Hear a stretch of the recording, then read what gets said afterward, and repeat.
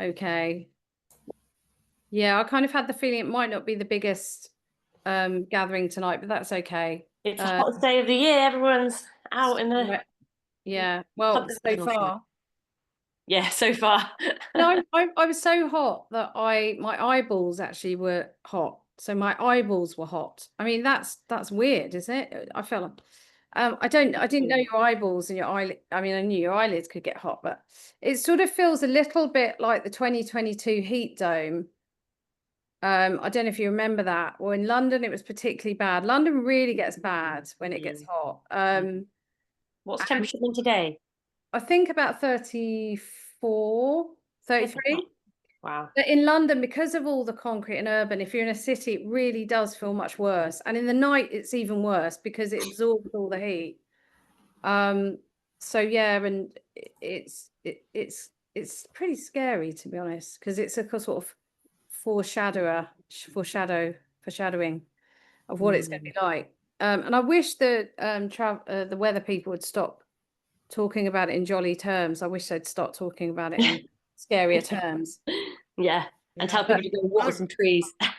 Yes. I mean, I remember that. I remember that period because it was so. Hexthorpe is a place in Doncaster, and it was so hot that Hexthorpe caught fire. I mean, just spontaneously, bits of Doncaster are going up in flames. It's not like how housing estate got damaged, and it was Jesus. It hit. I think it hit 36 or 37. It was really hot in the north. But as it was, I spent those 2 days under this enormous London plane because there was an Openreach line fault, and I'd managed to get Amy and the council and Openreach to talk to one another to all be on the road at the same time, so they could work out how to work this cable through round all of these trees, because it's the road with the World War I memorial trees, so that it's quite contentious, and they all sort of dug this thing that they can eat, and it was actually quite comfortable underneath this tree. Yeah. But this is the time to highlight how important trees are, right, in our communities. Okay. I think if I start going funny or wobbly or echoey, let me know, okay? Because my Wi-Fi, it has all been a bit, but hopefully it's going to be okay. So welcome everyone. Some of you, most of you I know already. Apart from Joanna, is it Johanna or Joanna? Do you prefer Johanna? Johanna. Yeah, Johanna. Okay, nice. Is anyone else new to the group, to the Zoom, or is everyone else? And who has an update? I know Simon does. I know Johanna wants to talk. Kit. Hi, Lucy. Anyone else want to give an update before Greg comes on? Or we can all, I mean, we're a smallish group tonight, so, you know, people can update as and when. Someone else has joined called Rena. So anyone who has an update. So why don't we start with Johanna? Do you want to start? A very warm welcome. And just explain what's going on and what you really need in terms of advice, or you may have questions. Go for it. Thank you so much, Gio, and thank you also for welcoming me to the group and stuff. You have to excuse me because I may cry. It's just oh no. So the thing is, right, I'm here in Wimbledon, SW20. Yeah. They're felling trees left, right, and center. And I just feel completely isolated in this, you know? Just completely isolated. I just don't understand what these motherfuckers are doing. I'm so sorry for my swearing, you know, but they're felling mature trees all over the place, you know? Right. And I just feel so isolated in SW20. I need support here. I just don't know what to do. Where, because I know you sent me the kind of report, but I couldn't really see any photograph. Are they big trees they're felling? Whereabouts are they felling trees? Are they these are trees situated all over SW19 and SW20. Okay. It's part of Merton Council, and I just don't understand what's going on. But left, right, and center, trees are being felled. They felled a 400-year-old tree that was called Deborah. It even had a name, and everybody knew about this tree. And they just felled it. Why? Because they wanted to put some parking spaces like 2 meters away from it. And it's like, what, you couldn't have put the parking spaces like 10 centimeters that way and save this old 400-year-old tree. Almost on the daily, I'm seeing tree surgeons, you know, just felling trees all over the place, and I'm going up to them and, you know, screaming and crying and all the rest. It's not doing anything. I can't just. And this isn't part of the Wimbledon, like the park protest that they're doing about the expansion of Wimbledon Park. No, the park they need people to go to the High Court on the 18th. Oh, right, yes. So they'll be felling 800 trees in Wimbledon Park. Yeah, no, it's outrageous. Overhead. Yeah. So are these trees, Johanna, because I know some of them are along a river bank, but some are on the street. Yeah, some are on the street. Yeah. This is really difficult for us. The thing is, it's right. Okay, so street trees, the thing is, it is very, very upsetting, and I'm completely with you on how upsetting it is, but we need to get a few more specifics. So, like, by the way, there's a new piece of legislation in the UK, I don't know if you know, called it's the Public Duty to Consult when felling street trees. Yeah. Part of the Environment Act 2021. Do you know about this? It's because there's a new piece of law. Vaguely. So, and I'm sure, is there not a Wimbledon Tree Group? I thought there was a Wimbledon. They're called, Save Wimbledon Park. Right. People who came last time, and they're concerned, perhaps Alison knows, with the park, and you know, we spoke about but surely you'd find similar like-minded people there, Johanna, to start organising things. It would be a really good idea to get involved with that. Absolutely. I think we can connect you with the Wimbledon Park group, and they're very concerned about, because if these are street trees, there should be, and how many of being, first of all, I would suggest, I mean, my tips would be, you need documentary evidence, you need photos, you need the locations, like where the trees are being felled. You need to know if there's a consultation, because when it should be on the website, though. A lot of that goes on the council's website. We did it in Kingston. We felled hundreds of street trees, but they put everything up on the website. So I think we've done our duty. Yeah, but they don't do that in Plymouth. I challenged them recently on a street tree felling, and I had to basically FOI the information and why it was.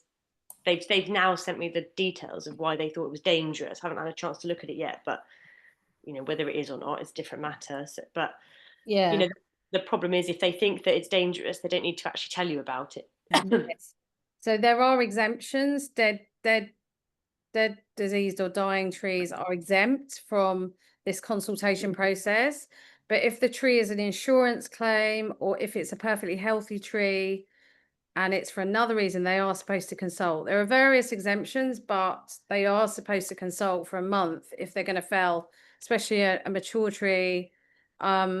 But do you have sort of examples of like concrete examples of trees that have been felled recently in your area? Or there's a very famous tree called Deborah that was recently felled, Deborah in Wimbledon, and she was just living her life innocently away from the street. And have you spoken to anybody at the council about what's going on, or about any of them specific trees? I think so. The thing is, Ali, about with regards to the council, you'll speak to them, and then they'll give you what I consider feeble excuses. And in my opinion, there really is no excuse to cut a tree unless it's sick or it's causing damage to humans, right? Right. Yeah. So what's the reason with Deborah? Do you know what? Deborah, they felled her because they want to put some parking spaces. But Deborah was not on the street; she was on a slight hill. So it's just so perplexing to me. So you know, my theory is, these tree surgeons, they just make it their business to over exaggerate things, you know, about trees and stuff. Oh, there's a little scab on the tree. We fell it, you know. There can be an element of there can be an element of sometimes tree work seems really unnecessary. Sometimes it is warranted, but there are examples where with Deb, did any press, that was the one that hit the papers. That was that one. That's that enormous tree that was all over the newspapers several weeks ago. Enfield, I didn't even see about it. a month. Oh yeah, it was huge, absolutely huge. Why on earth? And then look, tree officers were saying, the council's tree officers were saying it didn't need felling. They were claiming some report that said it did need felling, and then when you look at it, it's by somebody. It's like the landscape person who was a gardener who's not even a tree. It was really obvious, and I think it might be being investigated by the Forestry Commission, but I'm not sure. What I'm going to say is, if you can, if you pass Johanna's email on to me, then I will undertake to have a conversation about different specifics. Depending on what it is, there's different routes you take. So if you want to talk to me, really, really good. She's got loads of knowledge on this. Yeah. She was involved in the Sheffield campaign, which went on for many years, a very famous campaign, very successful ultimately, but very hard. And she's got a lot of info. And I think just connecting with people, getting some practical advice. How's our FAQ coming along? Because we are working on a, I didn't want to ask, but we are so close. It's okay, like we're really close, but we've actually made no progress since Ali turned up in Bristol, and she and I need to get our act together. No worries. We've got an excellent flow chart. We've got excellent text. We just need to spend a few hours, I think. I've got read. I'm that embarrassed about it. No, don't worry. No, the problem is I need Mark to put it on the website, and he's really, really busy with another campaign, which finishes in less than 3 weeks. So as soon as he's finished doing that, I'm going to collar him. Brilliant. So what we'll have, Johanna, is a really good FAQ, a sort of... It's going to be like a tree savers flow chart. So, you know, is it on public land? Is it on private land? And then you can go through and then it will give you some ideas about what to do. Give you lots of information what to do when you see it, when you know a tree is threatened. I mean, the best thing is when you see a notice on a tree. So before, rather than it being felled in the moment, which is highly upsetting to witness and be part of, and I've been part of that many, many times, is to, when you notice a tree. Also, another element, Christine will be able to talk to you about this, is planning applications. So looking ahead of time, trees that are threatened, why are they threatened? You know, so a more proactive approach rather than reactive, because you suffer as well. As you know, anyone knows who's trying to save trees, it can be incredibly, you know, really fraught and upsetting, slightly dangerous in that moment where you're having arguments with tree surgeons that are doing a job they've been booked to do. So I speak from experience here. So I'll connect you with, you'll be connected or connect to Christine, and then she can help, and anyone else can feed in. So include me in the conversation, Christine, because I can share with you the draft flowchart, which is essentially what it will be up on the website eventually. So that might have some ideas there about campaigning or legal rights, things like that. Yeah. And I think, Johanna, if you connect to the Wimbledon group, I think there'll be people in there that will, like Kit said, will be able to advise you and give you tips. And just come to these meetings. We can, if you've got any questions, I'll put it out to the group so you can, and also just getting photographic evidence as much as you can, photographing trees that are threatened, you know, that are going to be threatened, getting full arboricultural reports, demanding full reports from your tree department, who should be doing this. They should be having rigorous, you know, paperwork around felling, especially mature trees. You know, there should be rigor in this process, and it shouldn't just be done lightly. And I'm really shocked about that tree. I mean, luckily I escaped the emotional, you know, that sounds appalling. No way should they be, anyway. But thanks very much for sharing. Let's keep communicating. We'll put you in touch with people. I'm really sorry, you know, I totally get your feelings of upset. Simon, do you? Could I come in there? Now, I'm sure it's in your flowcharts, and I came in the middle, so I didn't hear what Johanna was saying. But part of what it sounds to me is that she feels totally out of control, just one human being, and this stuff just happening. So one thing that you can do is you can contact your local council, and you can ask for the minutes of what plans there are, what's happening for the trees, and you can then start to take some control simply by knowing what the plans are, because a tree does not get felled simply by somebody coming along and felling it. There will have been a meeting about it. There will have been a decision about it. There will have been and these things happen. They take a while to happen because councils don't work fast. So there will be something in there, and that will give you some pre-warning or knowledge, and therefore some control. Yeah. Also, it's a real sanity saver just to actually connect with people in your local area who are feeling the same way, because it can make you feel a little bit crazy, when these things are going on, and it is emotionally overwhelming. So definitely get in touch with the Wimbledon Parks people, because you will meet hopefully some new friends and people who are already on it. Absolutely, really good advice. And you're not on your own. There will be other people in Wimbledon that are really concerned about this stuff. You're not on your own. Don't feel like that. And we're here as well. And there are lots and lots of people who are very upset about trees being felled. So I also wanted to say on what you were saying, is it I can't pronounce your name. Who, me? Yes, you.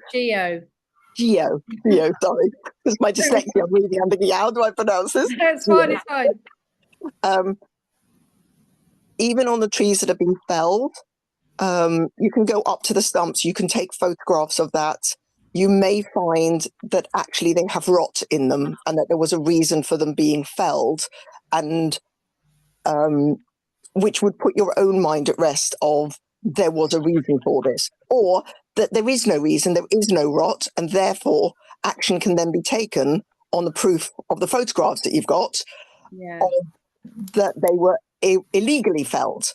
And also large trees, I can't remember off the top of my head, but it does sound like Deborah might well have fitted into that, need a license from the Forestry Commission in order to be felled. And if they haven't done that, they've then acted against the law. Absolutely. And I think, and again, looking at the planning applications, but you could gather in a few people and form a little tree group of your own. You might find some like-minded people if you go next door, or does anyone want to, if you have any friends that might, and just have a little band of people, like 3 or 4 people, even 2 or 3 people, just to give you a sense of solidarity. I would also say it's always worth, even if a tree has been felled, like what Rena was saying, it's always worth, and there's no real evidence as to why, pursue it. Say, why was this, where was the arbor report for this? I would like to see it. I'd like a full report.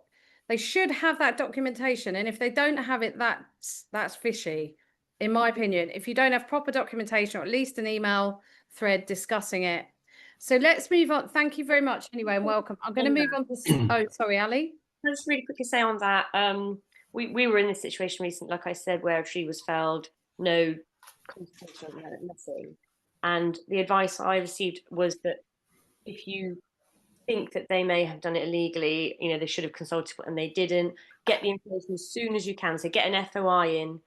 They might ignore your emails. Just get an FOI in, ask for information, because you've only got 6 weeks or sometimes 3 months after the decision was made to make to file for judicial review.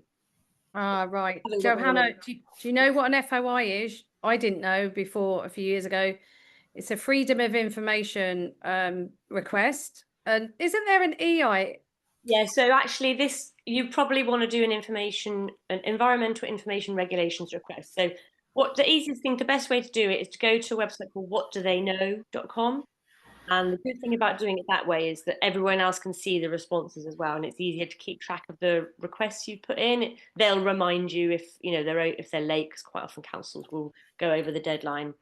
So go to what do they know? I'll get a link and I'll post it in. That'd be brilliant. And so that's an EIR. Yeah. Usually, if you send something in as an FOI, you may get a response saying this is being treated under EIR.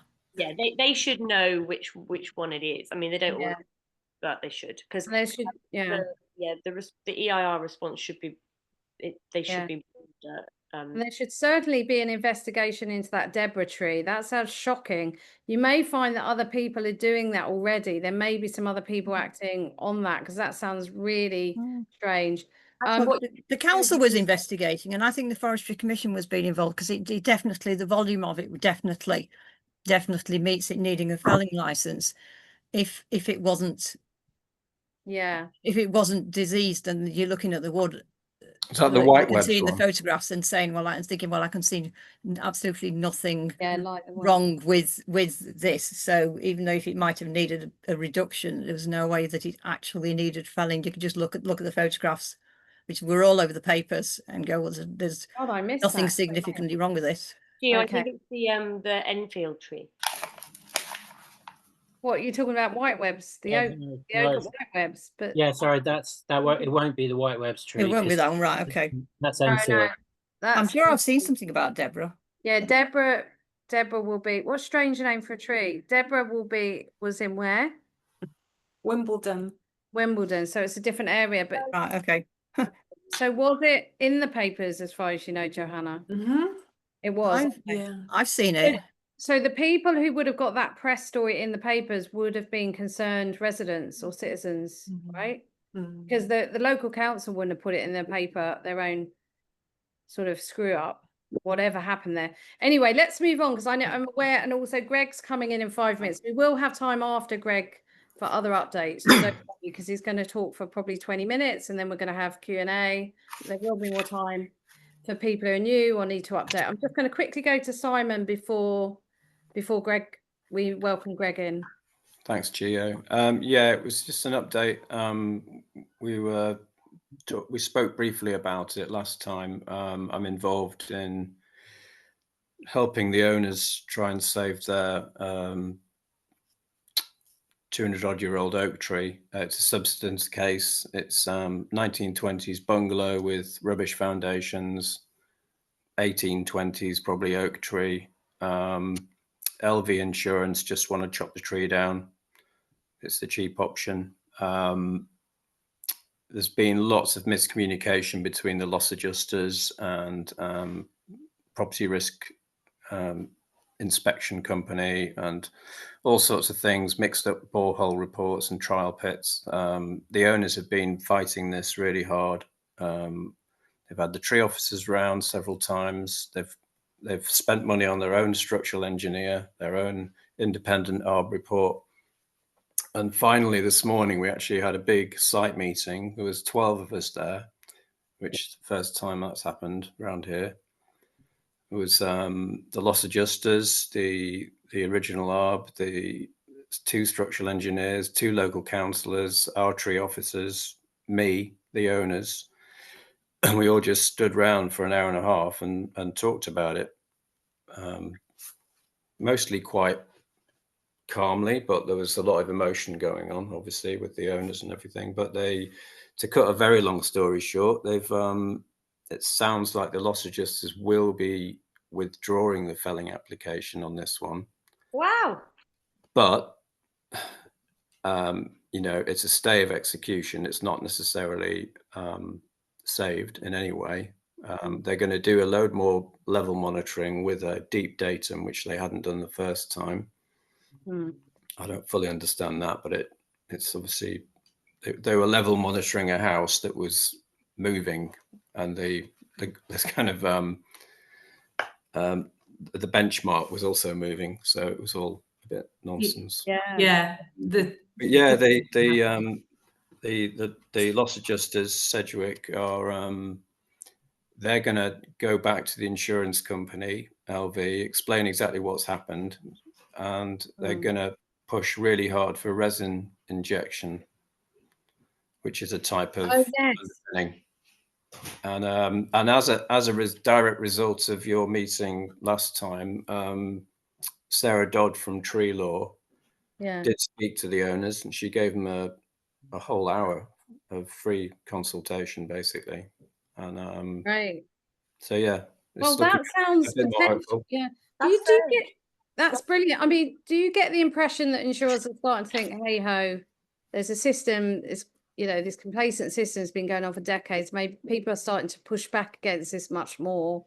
Maybe we've got to change up the insurance law, the home insurance like stuff has got to sort of, do you feel like they're listening, or do you feel like they're just I don't know. The loss adjusters certainly are, because they're the ones who are having to deal with the flak from it. Yeah. So yeah, who knows? It might just get hooted back down again. Injections. What does that mean? Do you know? GeoBear, is that GeoBear? That material? Yeah, GeoBear is this resin that they inject. In some cases, they're able to inject this resin rather than using the traditional concrete method. I looked into it for our tree, but it's quite new, isn't it? But apparently it works quite effectively for in some cases. It's not like perfect. Yeah, it fills all the gaps in the kind of clay cracks and silt and all of that, and so it kind of stabilizes it all. I don't know much about it other than what I've Googled recently. It's expensive, and but it's a kind of one thing solution. You know, they won't need to put a root barrier in. They won't need to fell the tree if they can get it done.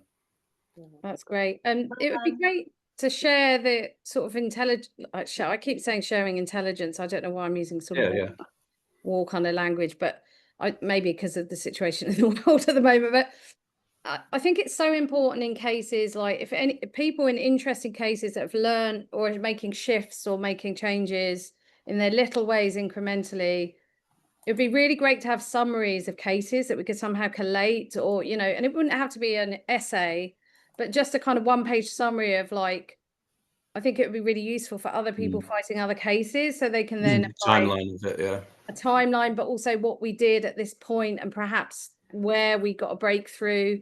I think it would be so useful for other tree groups, especially fighting insurance, individuals fighting insurance claims, you know. Yeah. And the next stage will be full out media. You know, they've got BBC Spotlight on hold. They haven't gone that far yet, but they've pretty much said that that's what will happen. Yeah. It just depends whether the insurance company wants to dig their heels in and, you know, not roll over, because other people might then try it on, or they might just think, no, this is terrible PR, we'll let this one go. And exactly. I'm just going to bring Joe in. Sorry, Joe, I couldn't see your hand. Yeah, sorry, no, it's just a follow up, because I think it would be really useful for all of us, for any groups that are dealing with things, subsidence issues, if that goes ahead with the GeoBear resin thing, to have that documented and have that as a resource, as a successful case. Because when we were looking at GeoBear, there weren't that many, we couldn't find any things where we could say, look, in this case with subsidence that had worked really well. So I think we start to build successful cases where that works, we can kind of keep it in our armory of ways of fighting things in the future. So it'd be great if we could just keep an eye on how that progresses. The structural engineer from the loss adjusters said they used to use it a lot, you know, 10, 15 years ago, with other insurance companies that he worked with. And he didn't seem to have an answer for why they hadn't done recently, or why they hadn't even suggested it. So don't know. It's probably just expensive. Yeah, I think it is quite expensive. If anyone could find it's spelled GeoBear. Is it bear as in bear animal? Yeah, it's like anyone could put a link. If anyone could put a link in the chat, that'd be great. I'm just aware, sort of. Sorry, Kit, really quickly before we bring in Greg. Yeah, I'll do that. Yeah. Thank you. I was going to say I'm not certain on this, but I have a feeling that it's not necessarily a permanent solution. It because of how it works. It works for a long time, but it's not necessarily permanent. Right. So that might be why it's not. And it's expensive, so it's that might be why it's not as.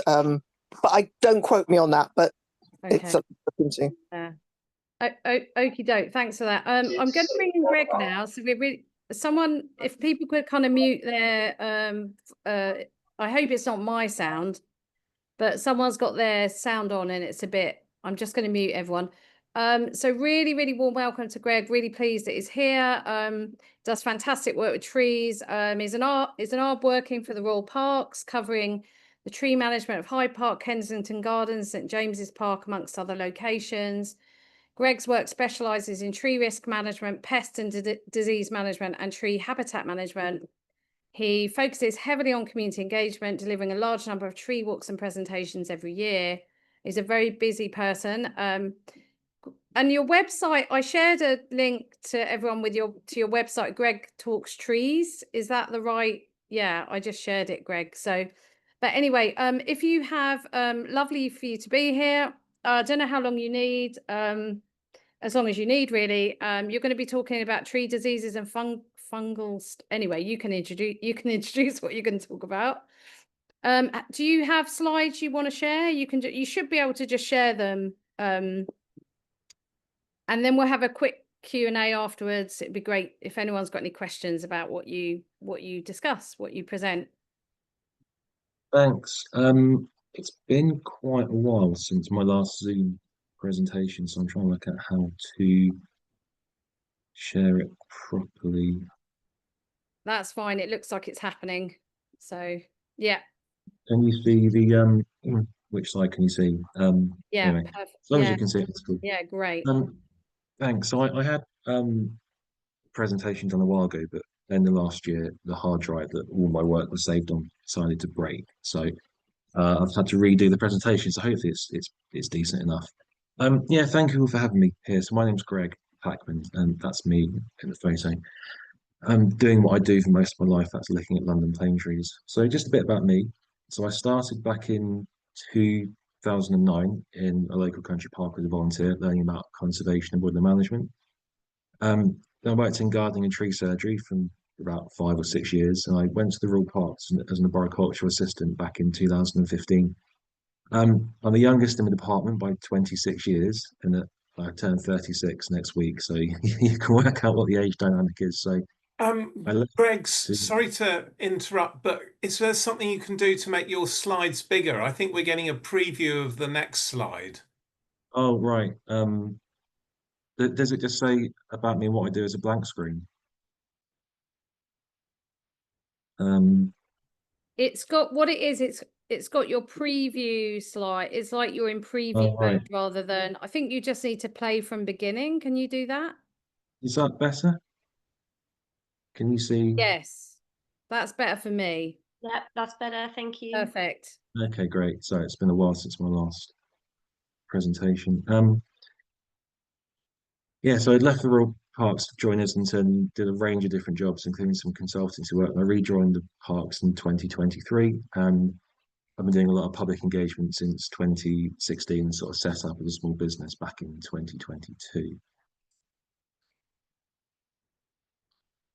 A lot of text, I don't worry about reading it all, just where I work day to day, sort of Hyde Park, St James's, Brompton, Kensington Gardens, get to go to Downing Street. Then over my career, I've worked in Epping Forest, City of London, Inner Middle Temple Gardens, Dulwich Estates, and some other really cool places. And yeah, part of the intro I got from Joe as well. And I'm involved in quite a few industry groups as well to sort of try and enhance knowledge and learning and understanding about risk management, pests and diseases, ancient trees. And I've been fortunate to pick up a few awards along the way, such as Young Professional Award from the Arbor Association and London Tree and Woodland Awards through volunteering and work I did with the Urban Tree Festival. So I thought I'd start off with the age-old question of the difference between a tree and a tomato. And it's kind of linked to how pest and disease interact. So fundamentally, the main difference is the production of a woody stem. So one of the things that separates trees from non-tree plants is they go through a process called secondary thickening, where the primary growth is where the tree, it's fresh growth in the spring, it goes upwards and outwards to reach new sun, and it changes into secondary growth, which is the production of a substance called lignin. That happens when the tree around May, June, July time, usually June. And it takes the cellulose cells in the cell wall and converts some of them into a very tough, rigid substance called lignin. That's essentially the process of creating wood. And it's an evolutionary adaptation to allow the tree to reach much greater heights and be longer lived than other plants, because wood is essentially a very durable substance, much more so than cellulose. And it's what allows trees to stand unsupported, and tomatoes, sunflowers, and others can't support themselves. It's why you stake them, essentially. So wood, there's quite a few substances involved, but primarily consists of cellulose, lignin, hemicellulose, pectin, and other substances. And cellulose, it differs species by species, but essentially makes up about 50% of the cell wall. the dry weight of the tree is predominantly cellulose, and it provides flexibility for the tree.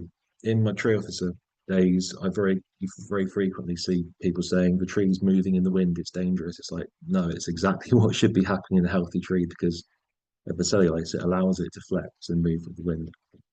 Whereas lignin provides the structural support binding other compounds together, and it's a very stiff and rigid substance lacking the flexibility. And it's essentially what keeps trees standing. And a bit of a crude example, but lignin's like the bone in our bodies, while cellulose is like the muscles. So trees and fungi. The most important thing really to know about trees and fungi is essentially that trees produce their own sugars. They do it through photosynthesis. Fungi, on the other hand, can't produce their own sugars, and they go through different methods to obtain it. That in itself is the most foundational thing to understand about the relationship between trees and fungi. And it's the process of how the fungi go about getting those sugars and the impact it has on the tree is of the utmost importance, really. It's arguably the most important process in the world because it involves the nutrient cycling and decay.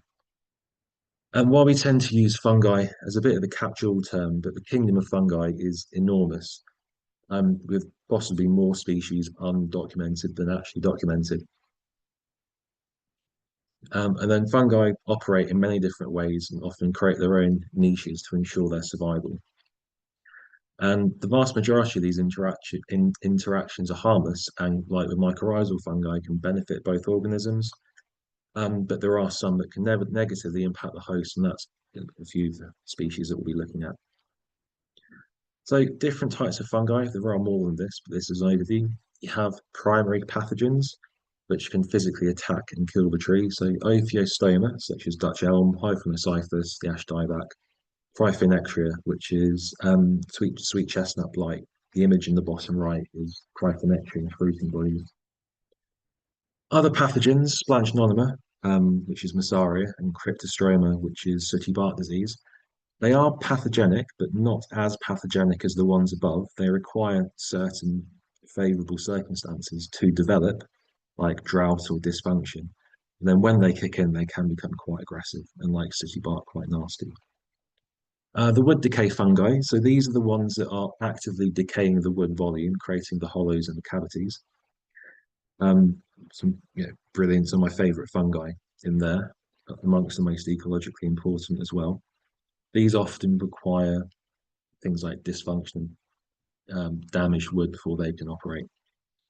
The pure saprophytes, so the nutrient cyclists, but their wood decayers like ink caps, oyster mushrooms, there's thousands and thousands.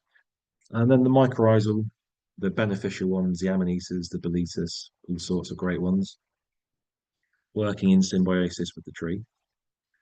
There's plenty of others as well. So in terms of how the tree defends itself and keep itself safe from the more aggressive, nasty fungi, they have an interesting and wide range of defending themselves from harm, and they can be broken down into active and passive defense mechanisms. And as simple as it sounds, being a healthy tree is the best way for it to defend itself. And the healthier the tree is, the better equipped it is at defending itself. From a people perspective, that sounds simplistic to the point of being a bit, why am I even saying that? But we tend not to think about the importance of tree health at times when it comes to trees. And then having access to water and healthy soils are of the utmost importance for tree health as well. And then all the tree's functions require water, so having access and availability of water is key. And then the nutrients and beneficial organisms within the soil can help defend themselves. There's a reason why forest trees are healthier, woodland trees are healthier than street trees, because they have that interconnected soil ecosystem. So in terms of the active defenses, there's a process called CODIT, or the compartmentalization of dysfunction in trees. It used to be called decay, the D used to stand for decay, but they changed it to dysfunction because the dysfunction happens before the decay, and the tree is actively protecting itself against further dysfunction. It sort of chambers off individual pockets of dysfunction. The intent being to prevent oxidation, further oxidation, which can then lead to decay. And the tree responds to wounds or dysfunction by creating barriers, also referred to as walls, around the wounded area. It's not like creating an emergency hospital ward, it's shutting it off from the rest of the tree so the dysfunction can't spread. And these consist of tannins, resins, gums, polyphenols, tyloses. And the idea is it sections off the area and to prevent the spread of dysfunction axially, radially, and tangentially. I try not to use too many big words, but that essentially means upwards, inwards, and around. At least I hope it does. And the importance of good health is that these substances require good vitality in order to create. And one thing that's misunderstood in the arboricultural world is the barriers aren't static. It requires good health, good vitality year by year to maintain those barriers. If we have a drought or bad pruning, cutting through the barriers and creating further dysfunction. And then the image on the bottom, at the edge of the wound, you have the cambium, which is sort of growth and regeneration cells. It will produce new wood, it will produce a callus, and then wound wood and response growth to in time occlude the damaged area. So that image from the Tibetan cherry, every year, the new wood will get thicker and thicker till in time you won't see that cut surface. It'll be occluded by the tree. So the saying about trees is trees don't heal, they seal. They produce new wood over the old wood. So looking at the passive defenses, it's essentially the carbohydrate content, the wood content as well, and the moisture of the wood. So a lot of the decay fungi, they need oxygenated wood in order to develop. They can't really activate, they can't do anything in water-filled wood. The primary pathogens are different. They can invade living cells. That's why they're so aggressive. But a healthy tree is full of water, and an unbroken column of water will keep the other issues at bay. And then protective substances such as the tannins, polyphenols, and even the bark and the leaf surface, and even other fungi as well can help defend the tree. One of the benefits of mycorrhizal fungi is that they work together with the tree to protect against some pathogens. So the big issue at the moment, drought. This photo was taken yesterday in the barren wasteland known as the northern end of Hyde Park. Utterly dreadful soils. The trees are looking okay there. A few are suffering, but in a few weeks' time, those trees will be yellowing well before their time. So drought essentially reduces the availability of water for trees, and the heat increases evaporation, and it becomes too hot for photosynthesis. There's a fairly narrow temperature range of where photosynthesis is at its most efficient. And I think from about 24, 25 degrees upwards is when photosynthesis starts to become less efficient. And given that the surface area of a leaf can be about 10 degrees warmer than the atmospheric condition, it doesn't need to be that warm for that long for the tree to really struggle to photosynthesize. And if it's not photosynthesizing, it doesn't have enough of the sugars to defend itself and create new growth. And drought also creates the dysfunction. It can create embolisms within the wood, which can allow certain fungi to develop, sooty bark disease being a particular one in that case. So looking at some different decay types. So different decay fungi operate in different ways, and this isn't the Dutch elms or the ash diebacs. They just kill the tree. They don't decay the wood. This is more the Ganodermas, Myricalices, chicken of the woods, etc. And the three main types of wood decay are white rot, brown rot, and a soft rot. White rot, there's two main types: simultaneous white rot and selective delignification. Simultaneous decays all components of the wood, leaves behind a very sort of white, spongy, decayed area. Or selective delignification doesn't really affect the cellulose, just really goes after the lignin, and that can leave behind like quite a mottled, stiff, brittle decay type. Brown rot goes after the cellulose and leaves the lignin intact. It does alter it because it's breaking through the lignin walls, but you have this amazing sort of brown, crumbly decay, which in time will go into a fine powder. And there is a soft rot, which is less common, but it typically decays the cellulose in the cell wall, leaving behind a soft texture. And when a tree or a branch fails from a soft rot, it leaves a very smooth ceramic-like fracture. And they all have incredible ecological importance. The white rot is incredible for longhorn beetles and stag beetles. Then the brown rot, and some of the rarer species like click beetles, is key habitat. I found the cardinal click beetle in Kensington Gardens a month ago, incredibly rare beetle on a sweet chestnut in Kensington Gardens because of this decay type. And then quite key with tree health. The healthier the tree is, it has the better ability to produce more wood quicker than the fungi can decay the old wood.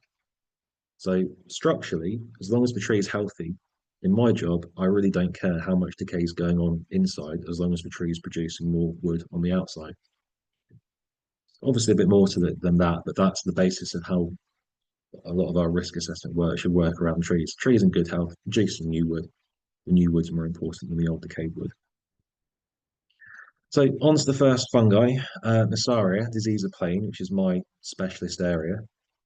I think I've done more work on this than anyone else in the world in terms of the management. And back in May, I was talking at a conference in Germany, and last year I spoke at a conference in New York about managing this disease.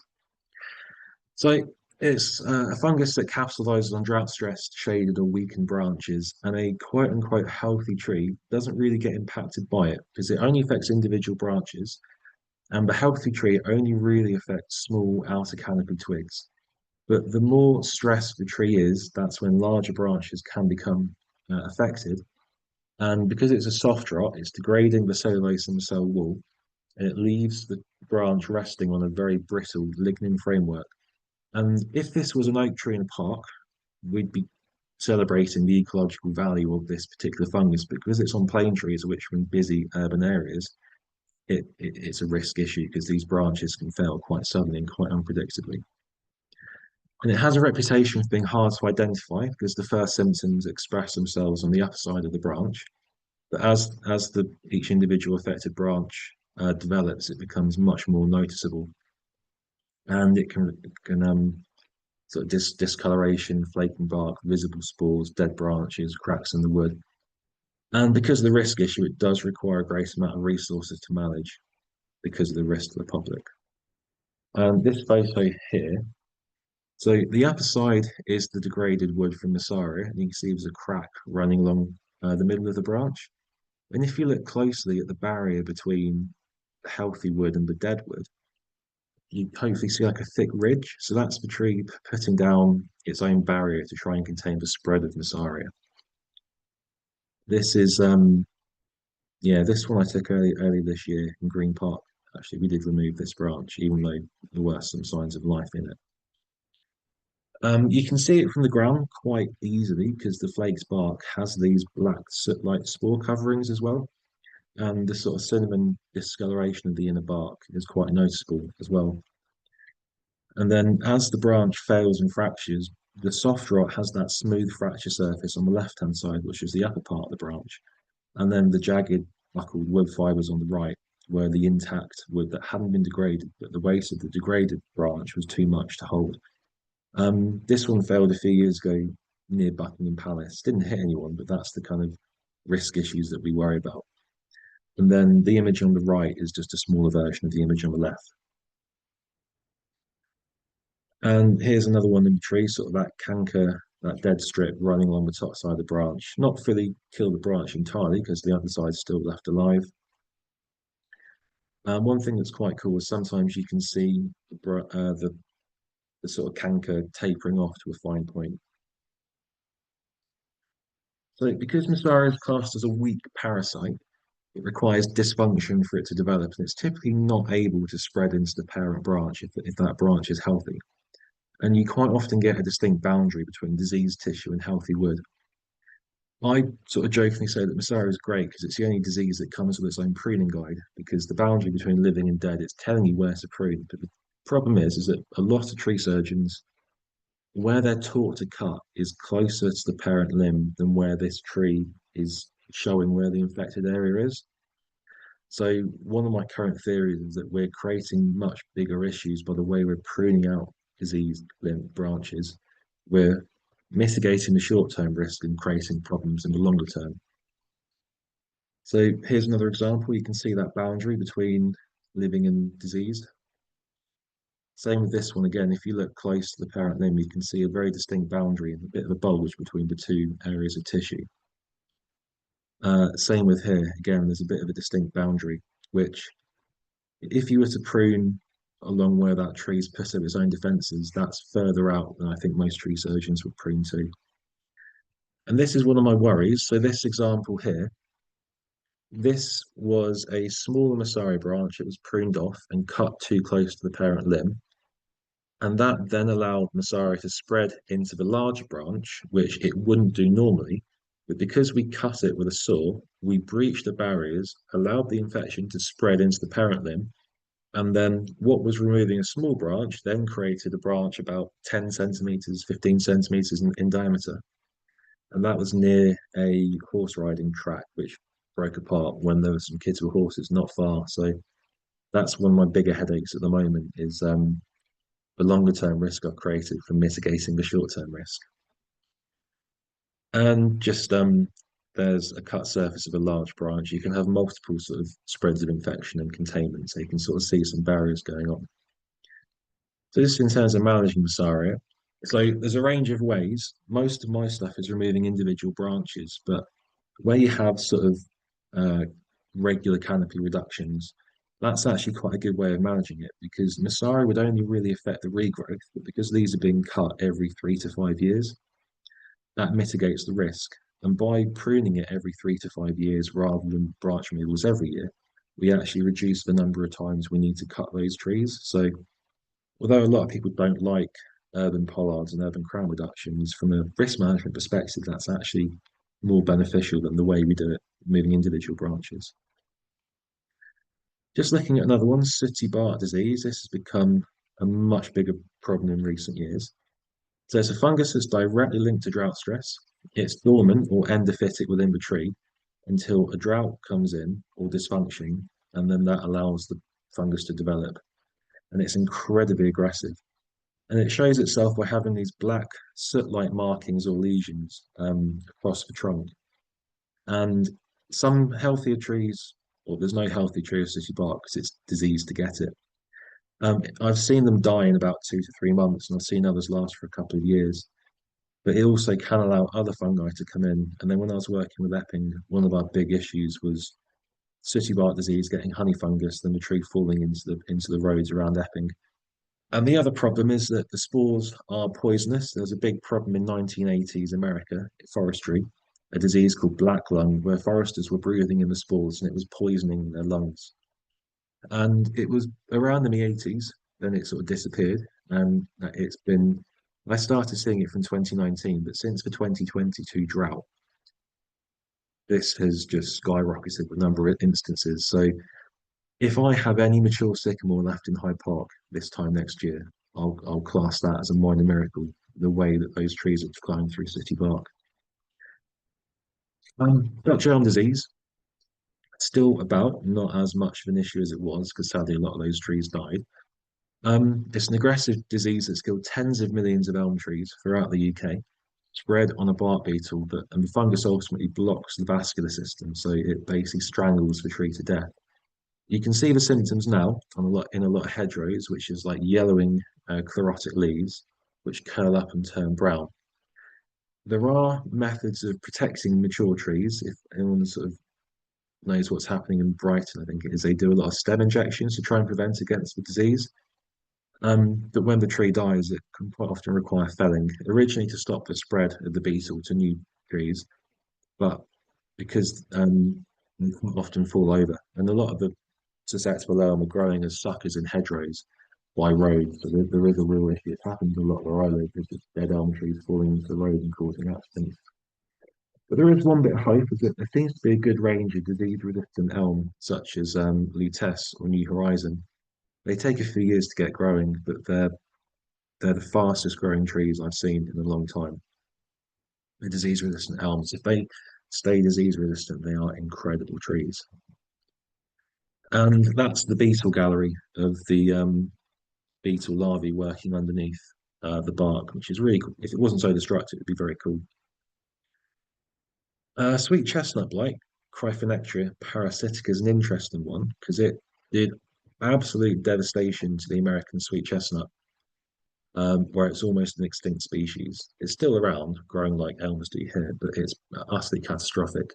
It's been discovered in the country for about 10 years, found in sort of Bromley in southeast London. But it hasn't taken off as quickly as they thought it might, which is good news because if that kills the sweet chestnut in Greenwich Park, I'd be utterly devastated. But what they think has happened is that there's a hypervirulence, so there's a virus which predates the fungus and actually slows the fungal spread. Although this year it's taken off a bit more because the trees are weaker due to drought and stress.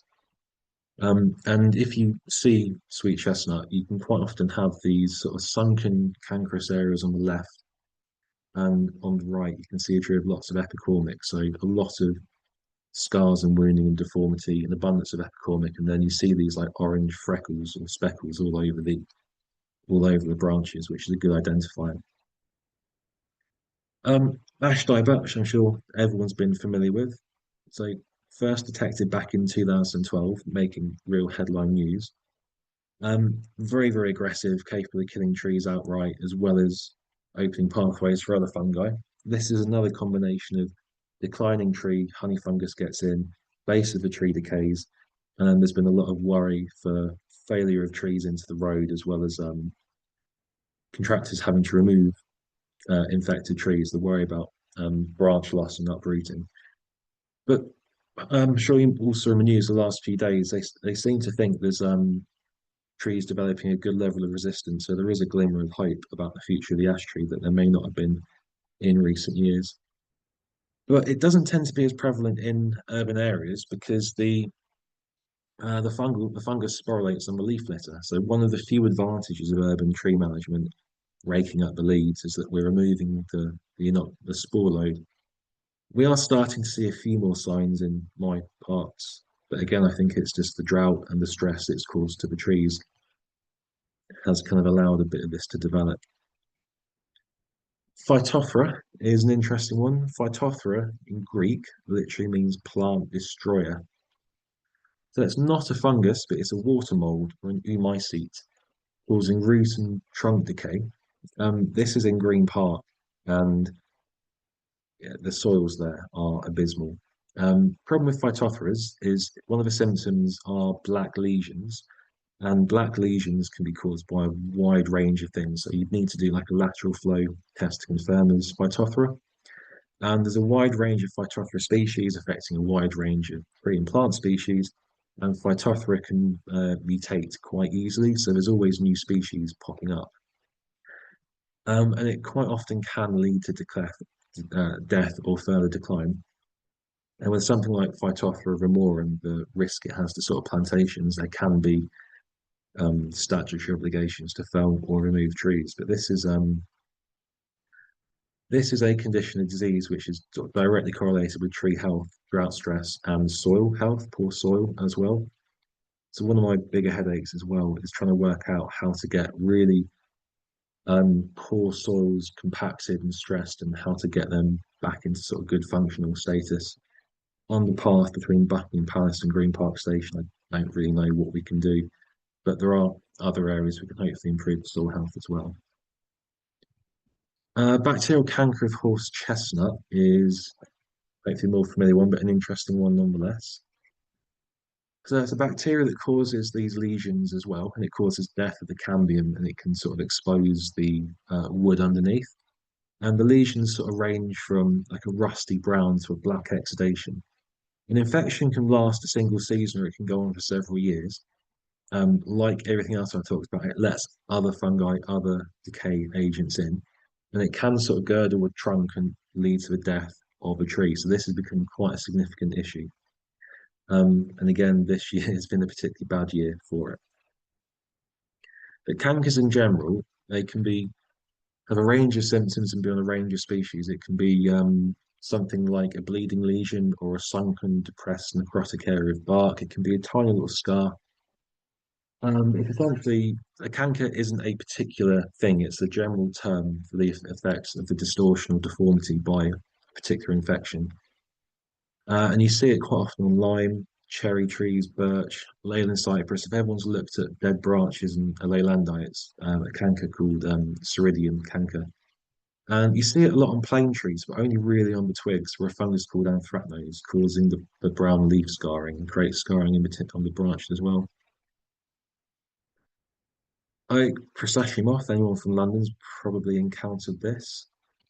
Introduced to the UK 2006, highly invasive. The caterpillars, in a brilliant defensive mechanism, have lots and lots of poisonous hairs to deter it from predators. But there is a statutory requirement to remove this.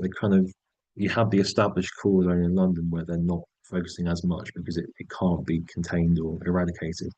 But as it spreads around the country, they're looking at a lot more statutory removals of nests. And there's been a lot of work, including a lot of insecticide spray to remove these. One thing that's been quite interesting, actually, is we're seeing an increase in a fly called Carcelia iliaca, which is a natural parasitoid of processionary moth. For us in the parks, we stopped spraying in 2020, and since then we've seen an increase of Carcelia, which has seen a decrease in processionary moth nests. And recent studies have found in our nests, only 16% of an oak processionary moth nest is actually oak processionary moth caterpillars. Spiders, flies, wasps, earwigs, all many different things, which now we're not spraying insecticide all over the nests. The wider diversity of predators is actually taking care of the OPM for us. And plants like cowparsley, hawthorn, and elder, a key flowering species, to help build the population of these natural parasites, predators. It was this mind-blowing realization that if you kind of let nature do its own thing, it can kind of take care of itself in a way. We'd moved so far away from that. I almost felt I was quite shocked when we had that presentation. And that's someone in the hazmat suit removing an OPM nest. So Oriental chestnut ghoul wasp is another introduction. Became widespread around London, and the ghouls are those red bulges on the top photo. A few years back, I was seriously worried about the health of the sweet chestnuts in my parks because the entire canopy of the tree looked like those red blobs. The leaf was completely withered to the point all the trees were entirely defoliated because the infestation was so strong. But with DEFRA and Forestry Commission, we worked on a release of this parasitic wasp or fly called Torinus sinensis. That is utterly brilliant. The trees, sweet chestnuts, are looking so good and so healthy now. So we didn't inject anything, we didn't use any insecticides, we just allowed nature to do its own thing. And that's proven to be the most effective control agent, which I just find amazing. This year there have been more than last year, but last year was a very wet spring, very bad for insects. This year has been drier, so there's much more of everything about. And a more recent discovery, the plain lace bug. So found in London. Technically, I was the first person to find it, or at least my claim is that I found the first sample that was confirmed. Species specific to plain, creates a mottled discoloration, made a bit of news. People were quite worried about it, but I've been seeing the discoloration of this insect for years. And when I spoke to a few friends in Europe about the concern they're having over here, they just laughed at me because to them it's just a non-issue. It's just an attractive aphid. But it is another stressing agent to trees potentially. And Melbourne has really bad issues with London plain because it's so dry. If we get a condition, if it keeps on getting warmer, which it will, then we could get to a situation where this does cause more of an issue for the plane trees. But for the moment, it's not one that I'm super worried about. But it's quite cool when you find it. And this is how the Evening Standard decided to title their headline, Rare Bugs That Can Bite People. Nice bit of scaremongering going on.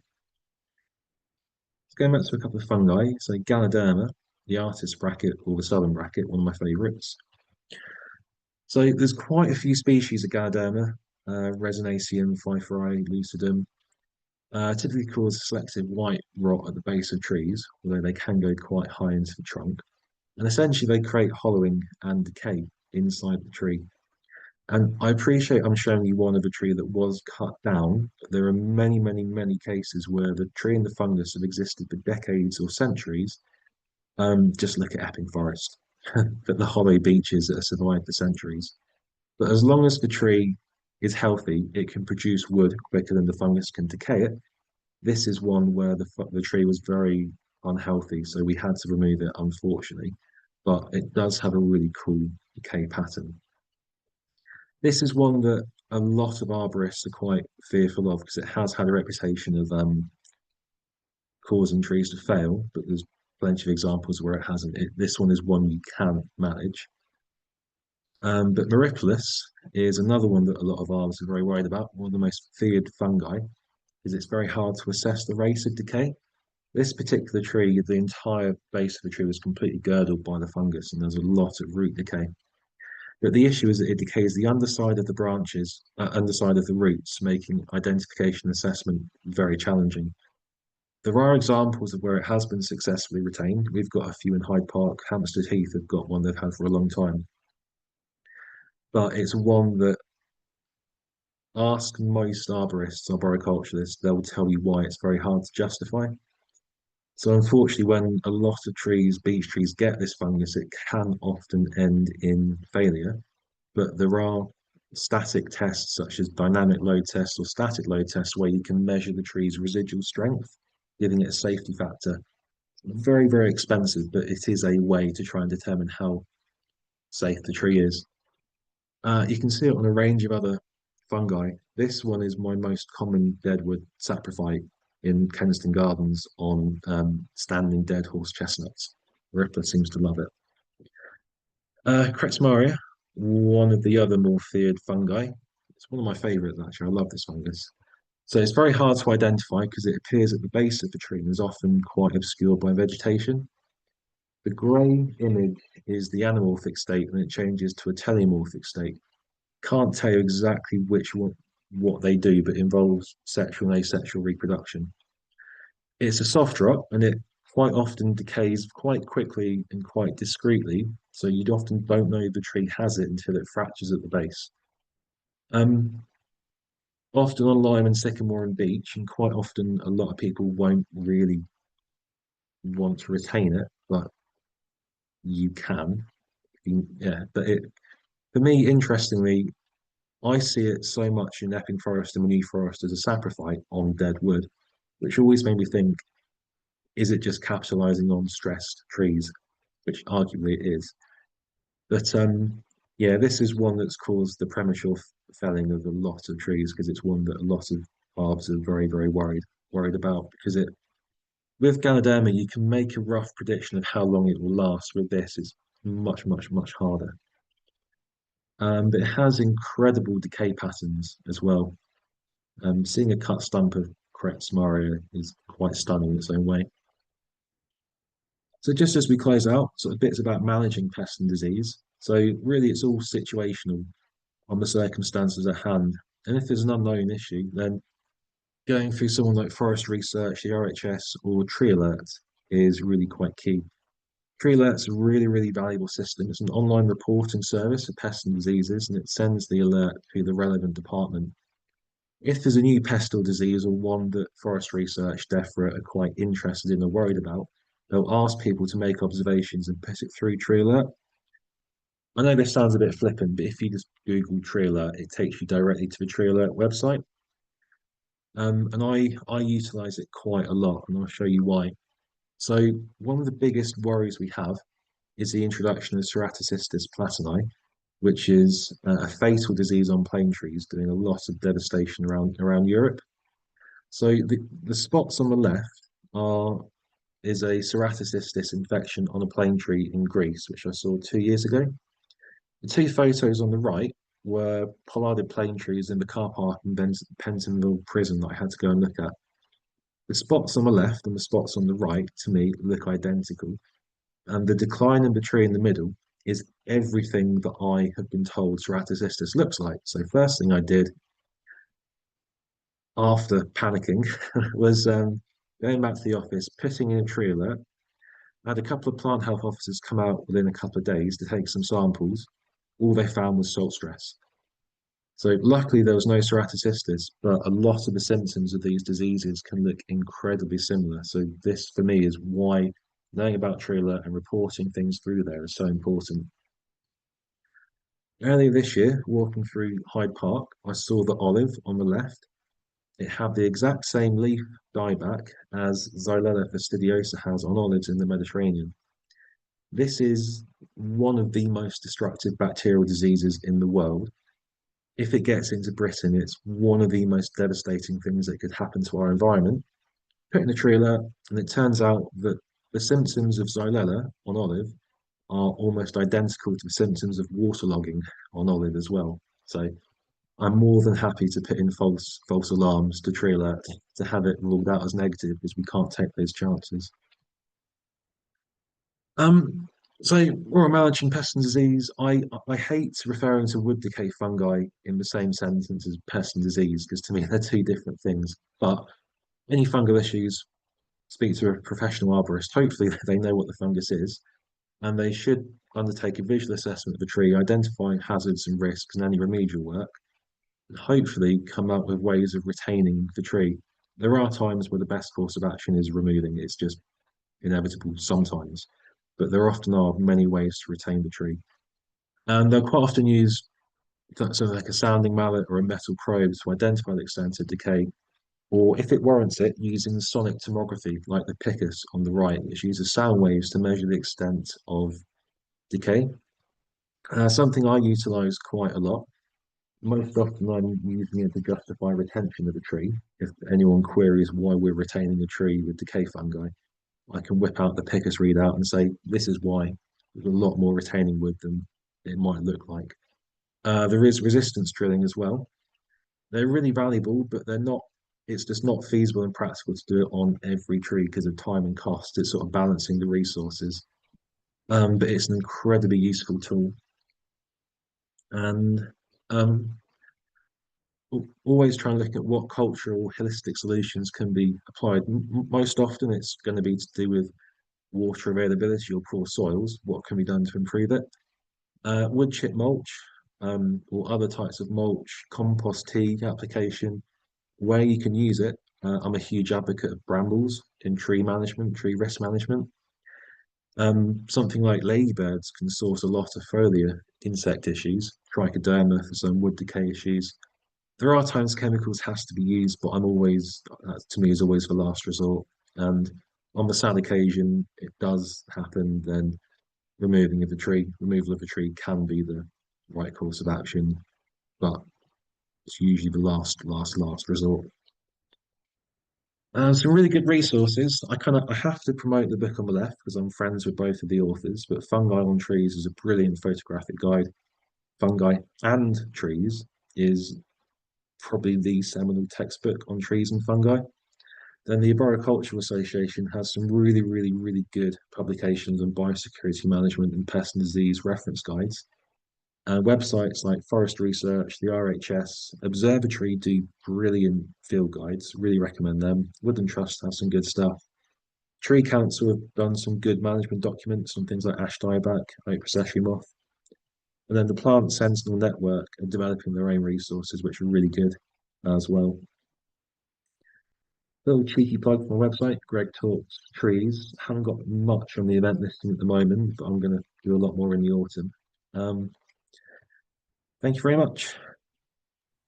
Thanks so much, Greg. That was wonderful. There's so much information on those slides. It's absolutely brilliant, and it's really useful because I know, especially Massaria particularly in Stroud in London on clay soil with big plane trees. It's fascinating to hear more about so many different diseases and so much useful knowledge and information there. Luckily, we've recorded it as well, which is great for those who can't be here. Yeah, so would people do you have any particular questions? Just opening up the floor now. Lucy's got her hands up. Lucy, would you like to come in? Yeah, Greg, that was really fantastic. I mean, there was so much information. It was absolutely brilliant. I just want to ask a question about, solutions to these, because I mean, you talked about this. Occasionally you have to use chemicals, but nature can often do its own good. I mean, is there work going on that is trying to deal with some of these diseases in a non-chemical way? I mean, is there research basically that's looking at this, rather than, I think people are often too quick to say, oh, it's got Ganoderma, it's got to go. I mean, is the research looking into how you might deal with this rather than this drastic felling? Yeah, there are. There's you have the Bartlett's company, who are an American company, that do a lot of work in Britain. They have a big research lab, and they look at a lot of organic and inorganic methods of managing. So we've got one example we're using Bartlett's for. We have a scale insect issue in one of our sites, and they're trialing horticultural oil, where they're basically putting oil on an invasive species to suffocate it, for want of a better word, without having an impact on other species. A few years back, we did a trial with a company who had a product called Bite, which was using phosphite injections as a stem injection to combat Phytophthora. The mood has changed a lot towards nature-based solutions, and so utilizing the environment and nature to look after itself and try and boost tree health through that. Admittedly, that takes time, and it's not always time we have. But one of the things that I find quite reassuring is the overall attitude to move away from potions and poisons and utilize wood chip mulch, compost tea, like a water-based application, foliar sprays from organic compounds, using trichoderma which is antagonistic against honey fungus, rather than synthetic nastiness, because the synthetic stuff stays in the soil for a long time. In my parks, we still have chemicals from the Second World War in the soil because they were inorganic. Yeah, something like the injections for Dutch elm, I think, are a bit more synthetic, but they have to be a lot stronger to stop the spread. But hopefully that answers it. Yeah, that's great. Thank you. Yeah. Thank you. Joe, do you want to come in? Yes, thanks, Greg. That was really, really fascinating and really enlightening. And this is kind of on a selfish note, but it might be of interest to other people. But I have a mature ash tree in my garden, so obviously I am concerned about the potential of ash dieback. So every autumn I remove all the leaf litter and get rid of that. And it's part of my kind of small forest garden, so I water the garden generally. But just on a practical note, I know that trees go down deep to access water, but during the dry weather, should I be watering mature ash trees specifically? And if so, kind of approximately how and which area around the root base would I water it to be most efficient to help it during the dry weather? So when it comes to watering mature trees, you're never going to be able to water it enough to meet the water demand. But for ash, which needs to be as healthy as possible to try and fight off any ash dieback infection, then increasing watering probably isn't a bad thing. So the roots spread out really far. So I think depending on how big it is, if it's a big sized tree, then maybe sort of 5 to 10 meters from where the trunk is. So that's where the feeder roots are going to start to be more proliferate a bit more. If it's a woodland garden, I'm guessing that the grass is longer. So longer grass and a mix of grass species can help with water retention. Yes, there's deeper roots and competition, but the grass can create like a thatch layer which can act as a mulch layer in its own right and help preserve moisture. If you have scope, then willow wood as a mulch can be really good for tree health. Because I forget the exact scientific reasons, but it might be to do with the salicylic acid. It can be beneficial for helping other trees grow. So Rosaceae species and willow species as wood chip mulch can be really good. And then just planting Rosaceae species anyway is just the best thing you can do at any given situation ever. Particularly hawthorn and crabapple, because they're like the holy grail of trees for plant ecology as well. Okay. Great. Thank you so much. Thanks very much. Christine? Yourself. Yes, my question is there anything, because I've looked for this and not been able to find it, that says how different fungi affect different trees? Because where I am, we've got a lot of one of my local tree inspectors says about sorbus. He said they just get a whiff of Ganoderma and they keel over, and we're just having loads and loads of failures, and they're felling a lot of cancers at the minute, and they're like mush inside. But near me, there's an ash tree which is, fingers crossed, looking very healthy, and it's got rooting bodies all the way around the bottom, and it's just sat there going, I don't care. So for me, somebody says something's got a fungus, and I don't know how serious that is. So a lot of it's all species dependent. So host species and fungal species. So there's a fungus called Ganoderma resinaceum, the lacquered bracket, which is a wonderful fungus. On English oak doesn't care. On Turkey oak, that tree is going to snap at the base quite quickly, because the wood properties allow the tree to decay at a different rate. Just because English oak is a very, very tough, durable wood, and Turkey oak is not very durable. But when it comes to sorbus, so rowan as a street tree is dreadful. It doesn't have any hardiness or longevity. So if you plant a rowan as a street tree, you're going to get 5 years out of it if you're lucky, because it can't cope. And once any kind of decay agent gets in, then the tree's ultimately going to fail. It'll either die or fail. So there are a lot of rowans being removed as street trees.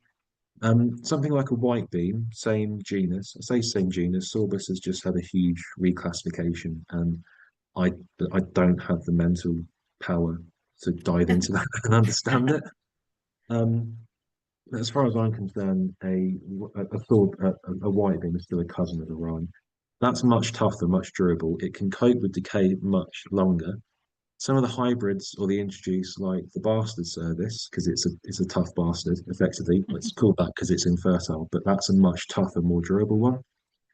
So the same fungi will decay different trees at different rates. And when it comes to street trees, particularly, I think planting the tougher, hardier trees is more important. You can get a lot of sorbus, so white beam and wild service are really good as street trees if they're established. They can cope with the decay much better.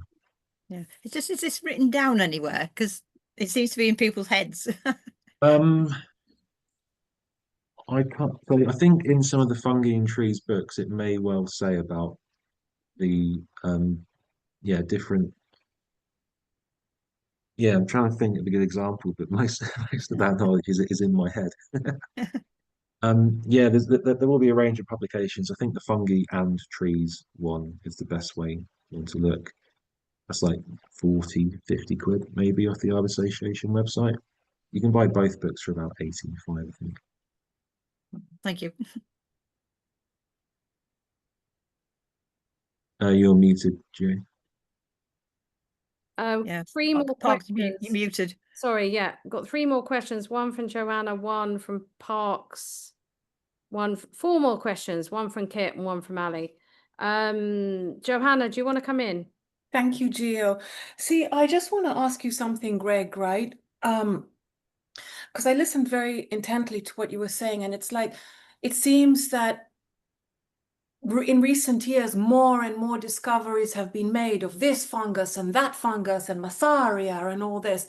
And then you also added that, you said this 2 or 3 times in your talk about, listen, we can also let nature, the trees, look after themselves and metabolize the situation by themselves. Why aren't we doing that more often? It seems that as the years go by, in the next 10 years, another 20 funguses are going to be discovered. So another 20 more reasons why trees should be pruned and slaughtered and murdered. And I'm just curious as to why, why aren't we just leaving trees just to do their thing and take care of themselves. I understand that if it's close to a street and a branch can fall on a human being and stuff and so on and so forth, but like I'm just confused as to why we're finding more and more reasons to interrupt with the trees, just let them do their thing, you know? And that's really, really concerning me a lot, because it's just like, oh, now we found Massaria, then there's this, then there's that. It just seems like, oh, we're just doing this just to keep human beings in employment, to slaughter, murder, and cut and mutate cut trees down. And I just wanted to put that to you. What are your thoughts on that? Why aren't we just following what you said about trees just... Okay, so I think to some what I said is still a novel concept. One of the issues that we have is we're fighting against the human instinct of control and tidy-mindedness, and we're also fighting against 300 to 500 years worth of park management based on neatly mown grass and ornamental areas.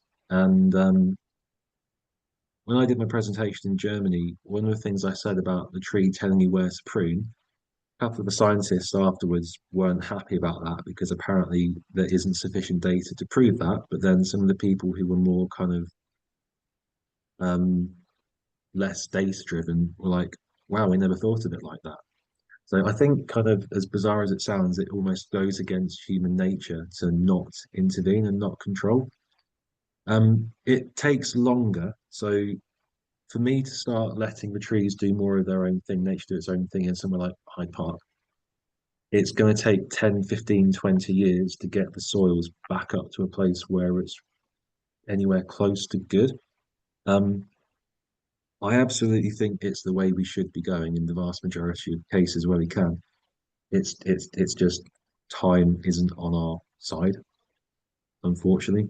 And with the rise of diseases, if you look at Forestry Commission have like a graph that sort of goes like that since the 1970s of recent introductions, and there is a lot of survey work going into finding new stuff. There's vested interest in finding it.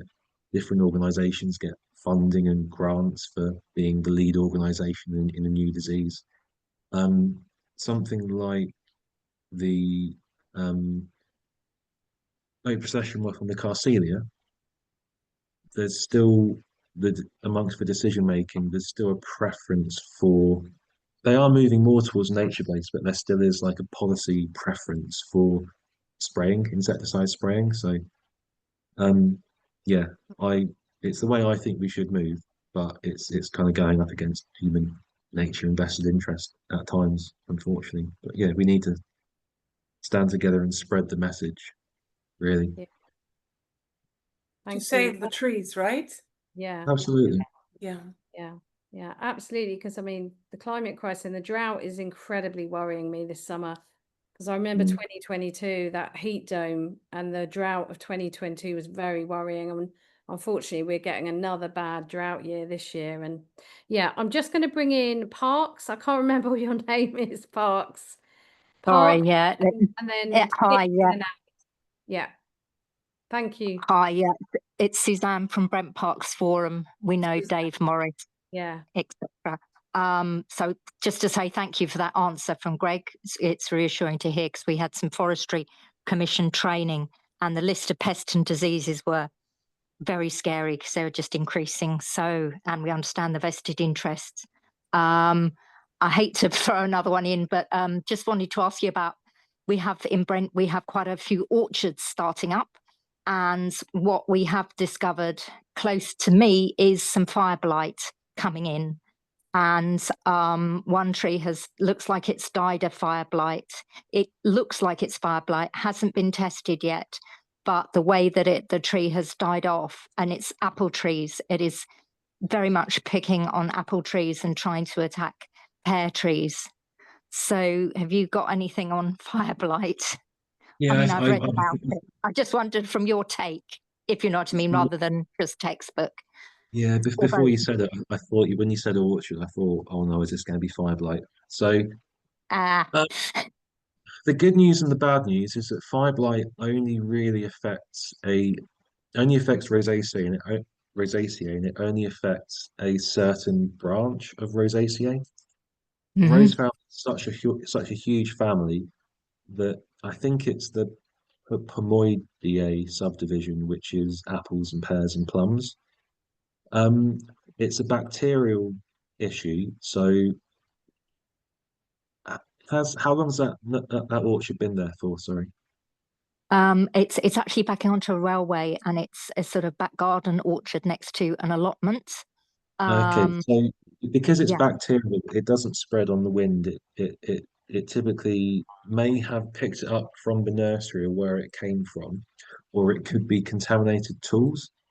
So anytime you do any work to it before moving to any tree, so firstly, any fibrite you see, cut it out with sterilized tools and then re-sterilize the secateurs and sores again afterwards, because that's the main way of preventing the spread.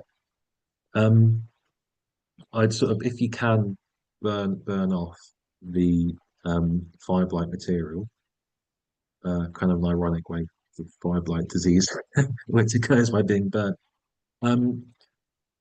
If you can, I'd say diversify the orchard species if you haven't done already, because fibrite, it only affects apples, pears, hawthorns as well. But if you can have other fruiting trees that aren't as susceptible, that can help mitigate it. If there's space, then increasing the planting distance between each tree, because it can spread via rain, sort of splashing can spread the bacteria. Right. Creating like a mulch layer, particularly of willow and other rose family. I need to research it again, but willow is like a miracle mulch for the wider benefits it has. I don't come across fibrite that often, so the rest of it isn't fresh in my head. If you have like a general plant feed, that can help. You could maybe sort of water a bit into the root plate, and that might help the tree's defense. I think I remember something about not copper, maybe magnesium, some kind of sulfate. You may be able to wash the area, but I wouldn't trust myself with that knowledge to recommend it. I'd look into it on the RHS website. Yeah, first and foremost, prune out any diseased areas to stop it spreading in. Yeah, hopefully that. Yeah, I think that's great. That's thank you. The orchards are a big thing. Thank you. Thanks. Thanks so much. Everyone should be planting as many orchards as possible. Yes. Well, the cotton orchard, they're trying to get rid of the cotton orchard, aren't they, in Cambridge, which is appalling. They've just, I think they've. Oh, is that busway thing? Yeah, I think they're pushing it through quite violently, the council, and they've run an incredible campaign, that group, for years. I mean, it just seems to fly in the face of everything. I'm just aware of time, sorry, so I'm going to move on. So Kit and then Ali. I think Kit was first. Hey, this is a follow-on to the question of, is any of the stuff about the effects of funguses on the other trees written down anywhere? But specifically with Ganoderma, as I'm sure you're aware, sometimes people want to chop down trees for a variety of reasons. Ganoderma does seem to be used as a kind of an excuse sometimes. Is there any assessment? You said it was quite a bit easier with Ganoderma to work out how long the tree would be able to live with it. Is there any kind of assessment tool to work that out, or is there any more information that we could read about that? So, a mycologist called Andy Overall, who used to live in Golders Green, has written a few books on fungi. He was the singer of an 80s pop band called Blue Zoo. Anyone who was from that era had a hit single called Cry Boy Cry. Then he left music and got into fungi. He's written a few articles on Ganoderma, which I'm pretty sure are freely available on the internet. Cool. So if I see a tree of Ganoderma, initially I can't help but notice the size of it. The size doesn't correlate to the number of years it's been there. It puts on growth increment, not annual increment. There's not a direct correlation between the size and the extensive decay, but a big fungal bracket hasn't colonized a small area. I also look at the area immediately around the fungal bracket. So is there like recessed bark? Has the tree put on pronounced response growth? With a metal probe, if you, within the first inch of the top of the fungal bracket, that tends to be the weakest part of the wood. So I put my metal probe in directly above where the fungal bracket is and push it in as far as it can go. And the further in it goes, the more decay there is. But you can sort of crudely work out what the diameter of the tree is through a DBH tape or a regular tape measure, then dividing the number by pi, and then measuring the extent of decay you get from the probe. And then you can sort of work out roughly, just on a piece of paper, the extent of decay and how much residual wood there is. If you have a hammer or a mallet, you can sort of hit the wood above and around and then listening to the resonance. The sharper the sound, the more solid the wood is, and the duller the sound, the more hollow it is. And the image of the stump I showed you from the Ganoderma was like a perfect xylophone, sort of going up different notes. It was like dull, dull, dull, dull, sharp, sharp, sharp, sharp, and you can sort of work out the area of decay. If it's something like a beech tree, you would hopefully have quite pronounced buttress growth. So where the trunk sort of flutes and goes into the ground, you have quite pronounced buttresses, like buttresses on a wall. If those are strong and intact, you can't go in with the probe and it comes out very sharp with a sounding mallet. That can indicate that the structural wood is fine, because Ganoderma is a bit of a heartwood decayer. It doesn't typically get into living wood. Looking at what so heartwood would be the stuff in the middle. The living wood is where that secondary thickening is happening. I mean, depending on the species, you've got heartwood, non-durable heartwood, right wood, but that's irrelevant for this example. Also, looking at the setting, if it's in a park or in grass, what's the immediate soil area like? You can actually get a standing mallet and sort of hit the soil where you think the roots are, and you can actually develop a little bit of an ear for decay through the soil based on how dull it sounds. I think I'm going to develop that personally, but yeah. But then, if it's in a park, can you decompact or ameliorate the soil immediately around it? If it's in the street on a highway, then that's going to be more difficult. What's the canopy like? Has it been cut? So once you have a tree of Ganoderma and you start cutting back the branches, you are going to accelerate decay at some point. But you can also reduce wind loading as well. What implication does that have for pollarding a tree that's got Ganoderma? Is it not a good idea then? If it's an existing pollard, then pruning it back to the existing pollard points won't do any damage. But if you have a maiden tree that's in poor health with a lot of Ganoderma and you pollard it, you're either going to kill the tree very quickly or you're going to create a huge ton of dysfunctional wood that the Ganoderma is going to absolutely love. Right. But that's part of a wider issue about initiating. Could I just jump in here before Ali? Sorry, because we had a lot of trees. I know because I spoke to one about Greg, and actually that was completely warranted because Greg was very helpful looking at the report that was done. But we do have that in our area as well, in Haringey, Stroud Green, clay soil, lots of plane trees that Ganoderma, but not just planes, like it was being used a lot. And it was starting to feel a little bit, it was like, and then they'd have pictures of trees falling on cars that they were using for a while to sort of slightly scare tactic.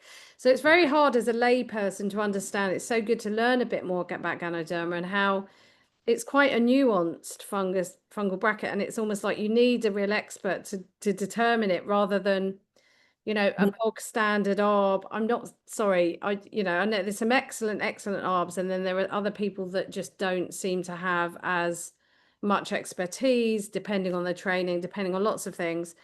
But, someone like Greg would be able to really obviously trust totally what he says because he knows a lot about it. But other arbs, my worry is that they're saying Ganoderma because there's not enough awareness, knowledge, understanding about it.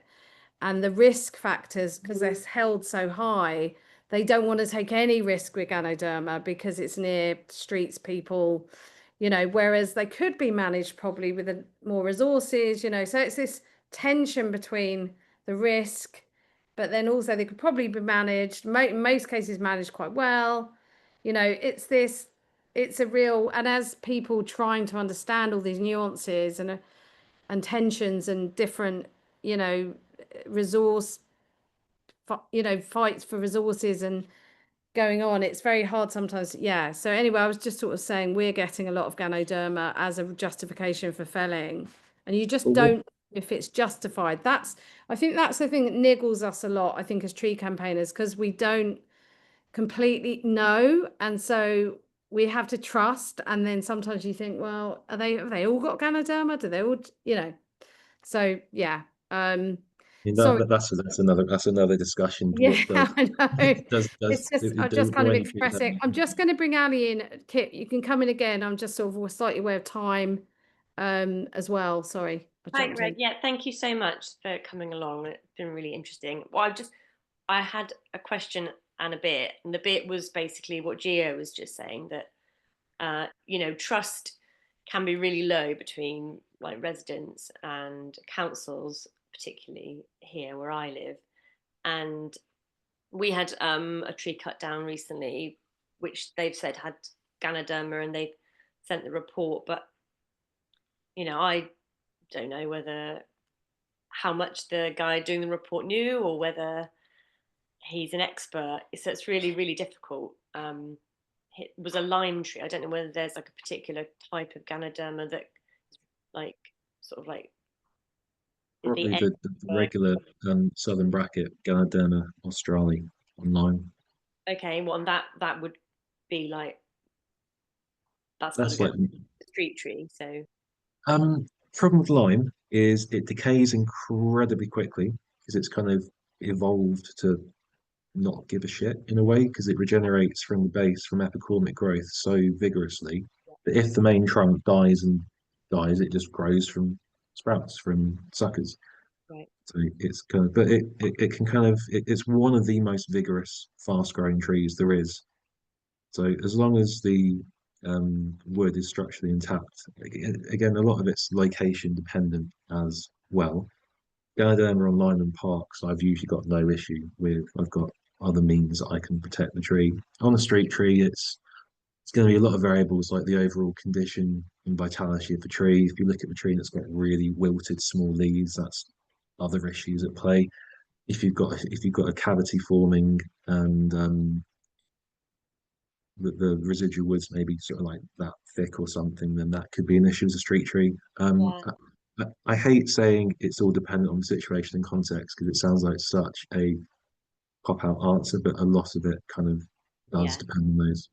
Yeah, I mean, in this case, the thing that was particularly irritating was that the guys had come to do the work. I think because just down the road and there was a big dead elm tree, so it felt a bit convenient that they were like, oh, while we're here, we'll just cut down that dangerous lime tree. So it's difficult anyway. But it felt like one of that if they'd sort of given us a heads up, it might have been less. Yeah. I mean, with Ganoderma as well, there's a lot of people who are like, oh, the number of trees I've seen fallen over from Ganoderma.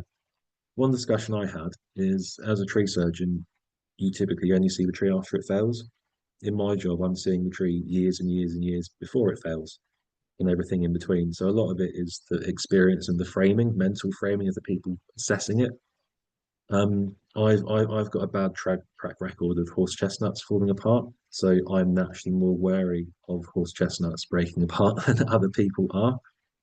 But Tony Kirkham at Kew back in 2012 wanted to cut down almost every cedar in probably not the best time to be using cedar as an example, actually, but because of the fatality from the cedar back in 2012, the branch drop, he wanted to cut down a lot of other cedars because he was very worried about that experience. because Ganoderma has got a reputation for I used to say causing, now I say contributing to tree failure. There is a mindset in the industry that is very, very wary about it. But there's hopefully a growing number of people who kind of see the context and the nuance around it. Yeah, like the nuance. We need a bit more nuance, I think, in the way, especially our street and public trees are being treated. We think sometimes it's another question if there's time. Yeah.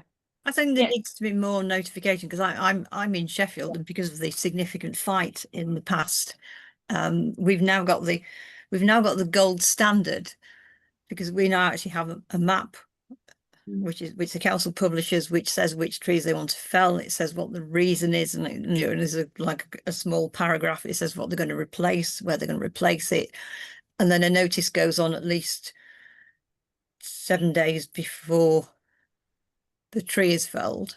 I mean, it's usually longer, and it's not about whether there's consultation. Every tree that Amy is going to fell will have a notice on it, so it gives everybody the chance to question while the tree is still there. So I mean, there's a lot less angst because people can actually look at the tree and get some understanding and ask questions before the crew actually comes out, and I think that's missing. I had this exact conversation with the guys at the council, and I did sort of say, that they said they are looking into a system, of giving us a bit of a heads up, and I did tell them to look at the Sheffield website. Ali's Plymouth, I'm Sheffield. Yeah, sorry, I'm in Plymouth. Okay, so both had some recent controversies then. Yes. Yes, but I mean, it's the state of notification is there's a road that's got World War I memorial trees, and that was quite contentious because the council wanted to fell about 25 of them, which is like nearly half. I remember that one. There's a tree there that's they've done the resistograph, they've done the tomograph. It's 40% strength loss, but it's in decline. I've seen the tomograph scan, and it's in decline. It's been declining for years, and so now that's on the felling map. And I've just told the local group literally today, and everybody was like, "Oh well, that's a bit sad," But actually, people were kind of quite chilled about it because they'd actually noticed the fruiting bodies themselves, and they believed that nobody's actually wanting to fell the trees. So there's a lot more sort of trust and confidence. But the early notification, particularly contentious, is allowing everybody to look, and as they ask questions and understand in their own minds why something's happening, and becoming accommodated to it. I'm really sorry. I'm just a bit aware of time. I'm really sorry. You were about to say something, Greg. But we do. Ali, did you have another question? I did have a question. Okay. But we also have a few more updates to do as well. We've only got 10 minutes left. So sorry, I don't mean to. I'm just trying to be chair-like here. This is why you've got to be the chair, Gia. Well, yeah, it's a hard job. Yeah, just quickly, we've got some ash trees in the park near us, and a couple of years ago they had really clear signs of die, but I can't remember the particular kind of ashes. And now they all look great. So I wondered whether there's any more ash good news or. Well, there's a report from Kew or Wakehurst, wherever it was, that found that ash was mutating a gene that had a greater level of resistance. So they are doing that. Is that not just in new trees, though? I mean, in mature trees. I mean, if the tree is in good health, it can fight back. It can cope. In Sweden, a couple of Swedish arbs were like, "You British people are idiots for your response to tree disease. You just want to cut everything down." They've been doing it a lot longer, and they've developed a resistance.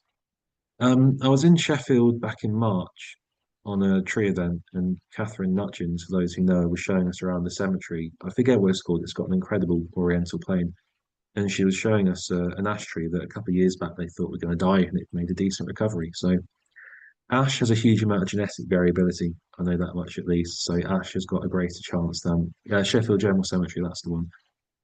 So ash has a greater chance than other species to develop that resistance because it grows like a weed. It has that inbuilt genetic variation that a few specimens can develop. Do you think, sorry, just jumping, do you think we're a bit overreactive to, and we're a bit too, our risk, like compared to other countries who are a bit kind of hysterical about chopping trees down? Because I mean, the deaths from trees, we all know at 1 in 10, it's 1 in 10 million. Like you're more likely to get killed by a wheelie bin. You're more likely, it's very rare still to be killed by a tree. It seems to have gripped the nation in a way. I don't live in other European countries. I don't live in other countries. I don't know. But do you feel like we've got a kind of less progressive approach to tree management in this country, like generally? I always kind of thought we had, but when I was in Germany, their tolerance of deadwood is non-existent.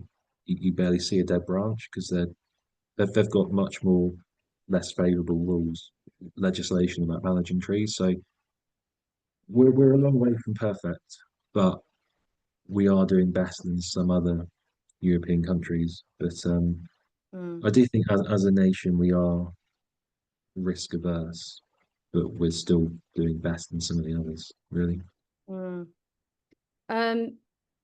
Well, listen, thank you so much. It's been really, really great, and I've learned a lot. And I'm going to relook at your slides again.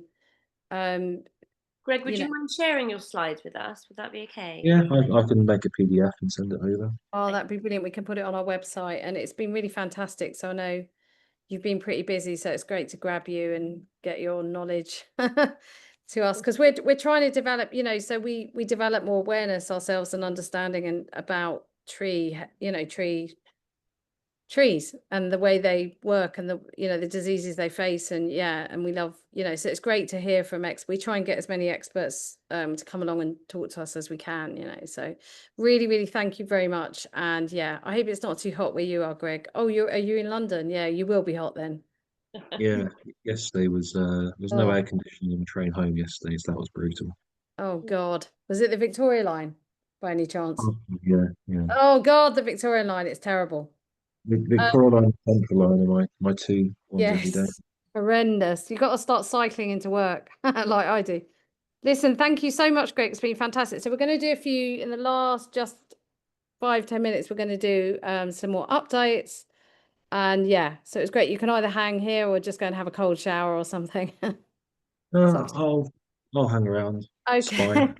Thank you very much. Okay. So we may not, I'm assuming people do have your updates. Kit, you got your pencil up, you got your finger up or whatever it is. And who else? Sandra, did you have anything you wanted to, did you want to come in and, so I'm going to bring Kit in and then Sandra and anyone else in the last few minutes. Otherwise we'll, okay. Kit, go for it. So I'm going to be mercifully quick this time. Okay. So we're trying to protect some London plane trees that were planted in 1898 in one of our common areas in Cambridge, although the trees in question are on private land. This is the fourth application to do something with the trees and the second one to fell them. And it was this time round, we managed to get an independent structural engineer's report into the original description of the damage from the insurer. And the conclusion of that was that there was no significant damage in the first place. And also in terms of the subsidence, again, it seems to mirror something we heard earlier.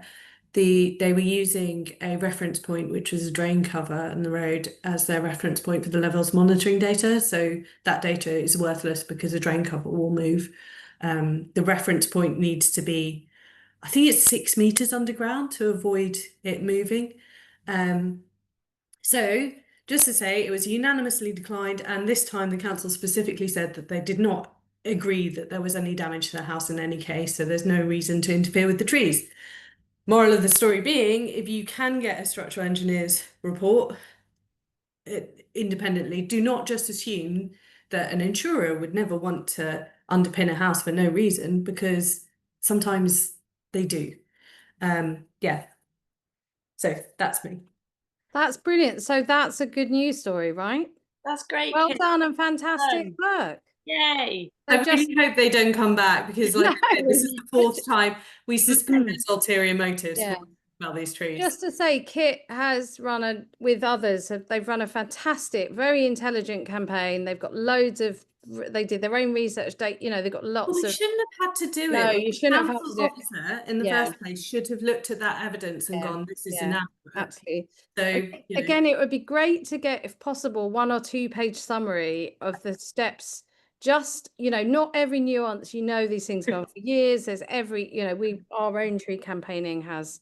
But if there's any way of just doing a kind of condensed summary of the key points and findings, it would be so useful to share for other campaigns, you know, and to kind of the kind of steps you took, because you did it all in a very clever, sensible, rational way, you know. I'll see if I can do you just a 1-page bullet point thing. But the thing that everyone to remember is the same strategies are being used across the country to fell trees for a multitude of reasons, and it's not always in the best interest of either homeowners or the trees themselves or anything else, unfortunately. So do not assume that what you're presented with initially, unfortunately, you can't necessarily assume it's correct.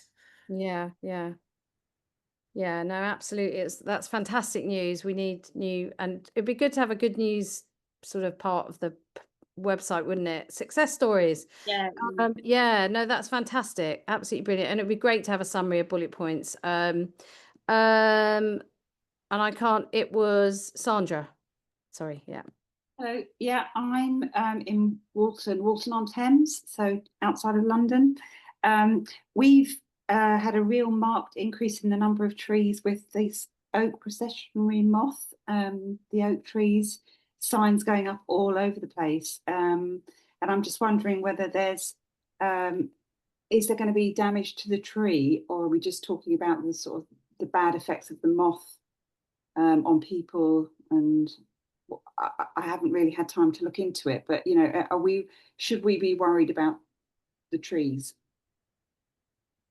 So that's one thing. The other thing is Lidl have just bought a site. It's a parkland site where there was like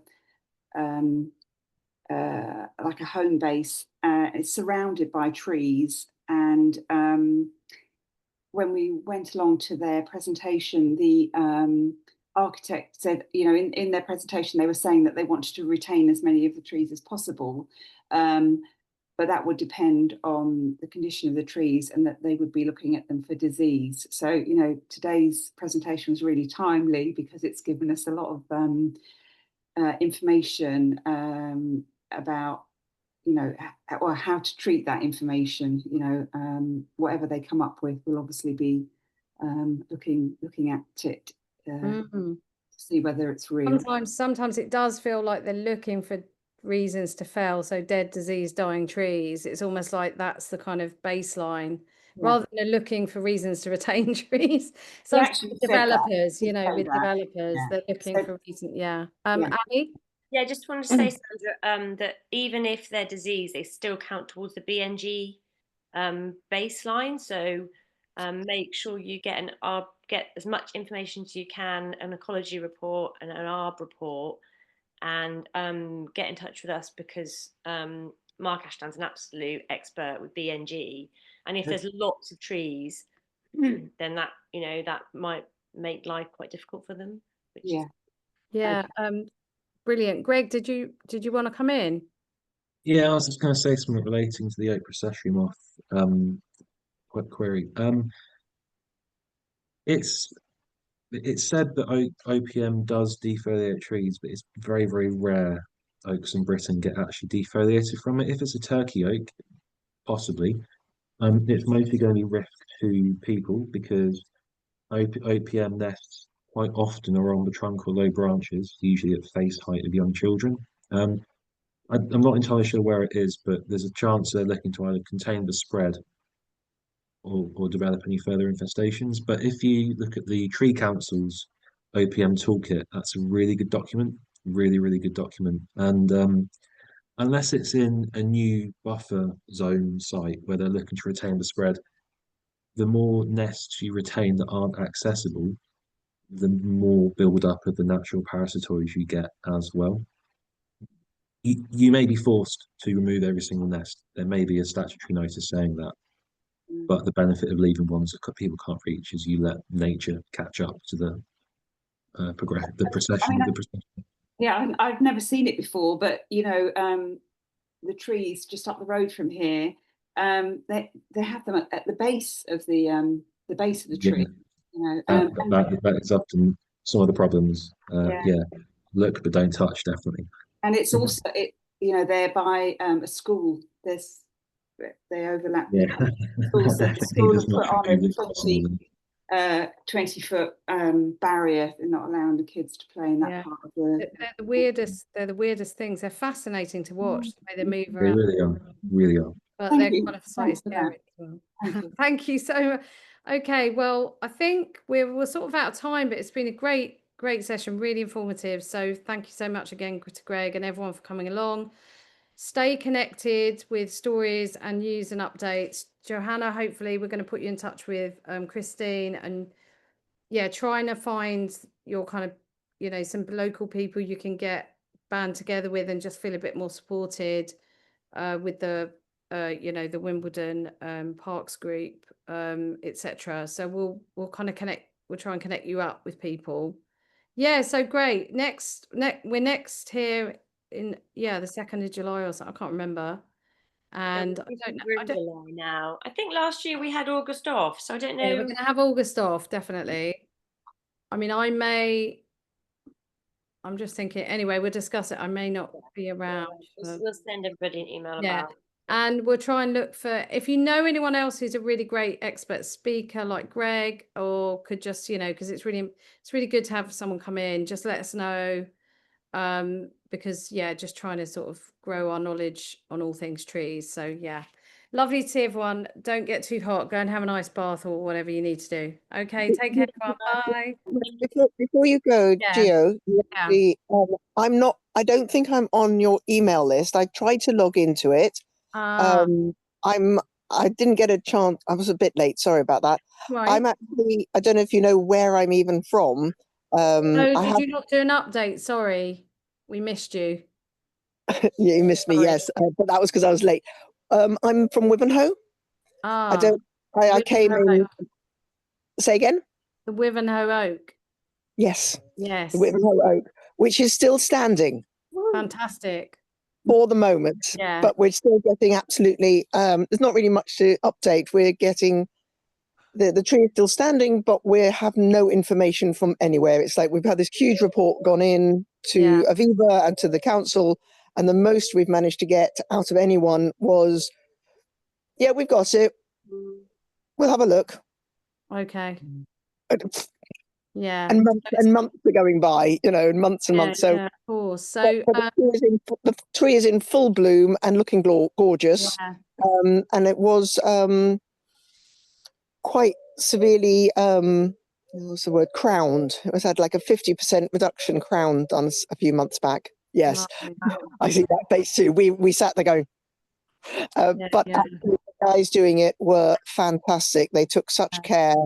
They did a fantastic job. And they do it nesting season. Say again. Did they do it in nesting season? I think they did it. That was a while ago. But listen, it was a long time back. Yeah, we should get you on the. You should, if you sign up as a group, you should be on the email. We can sign. Well, you can sign up as an individual member. I did that, and I still didn't get an email. Have you checked your junk? An email out on the weekend, and then I sent one to the active members yesterday. So if you just email hello@canopy.org.uk and just so I have your email, then I'll make sure you're definitely on the list. I'll try and do that. You said hello. Well, the website, the email's on the website. Just do that. Okay. Hello@Canopy, but also always check your junk, because a lot of stuff goes into my junk these days. Yeah, always check I your will. junk. Yeah. I'll go double check the junk, and if it's not there, then I'll email us, and then we'll email you back. All right. Thank you. Okay, Thank you everyone. very much. Thanks very much. Take care. Bye.